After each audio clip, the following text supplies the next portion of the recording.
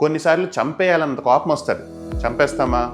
లేదు కదా. అలాగే ఆకలేసిన ప్రతిసారి కూడా తినేయాల్సిన అవసరం లేదు. అందరికీ నమస్కారం అండి. నా పేరు doctor Aravind Varma Datla, general physician, Visakhapatnam. So ఆకలి అనేది ఒక ఫీలింగ్ తప్పిస్తే కంపల్సరీగా సాటిస్ఫై చేయాల్సిన అత్యవసరం కాదనమాట. అందుకే ఆకలిని మనం శత్రువులా చూస్తే ఫుడ్తో వేసేద్దాం అనిపిస్తుంది. కానీ ఆకలి మన ఫ్రెండ్ అనుకుంటే ఈ ఆకలి మన కూడా ఉన్నా కూడా మనం డిస్కంఫర్ట్ పెద్ద ఫీల్ అవ్వం. జిహ్వ చాపల్యం వల్ల వచ్చే ఆకలిని అండ్ శరీరం అవసరం వల్ల వచ్చే ఆకలిని మనం కొంచెం డిఫరెన్షియేట్ చేయగలగాలి. ఎందుకంటే ఒకటి అనవసరం, రెండోది అవసరం. సో నిజంగా అవసరం వల్ల వచ్చే ఆకలి ఎలాగుంటుంది? ఫస్ట్ ఆఫ్ ఆల్ అది నెమ్మదిగా మొదలవుద్ది అండ్ క్రమక్రమంగా పెరుగుతూనే ఉంటుంది. ఆ దాన్ని మనం సాటిస్ఫై చేయకపోతే మనకు నీరసం రావడం మొదలవుద్ది అండ్ మనం పనిలో పట్టి డైవర్ట్ అవుదాం అనుకున్నా కూడా అది మనం డిస్ట్రాక్ట్ చేస్తూనే ఉంటుంది. దీనికి కాంట్రాస్ట్గా కోరికల వల్ల వచ్చే ఆకలి ఎలాగుంటుంది? అది సడన్గా మొదలవుద్ది.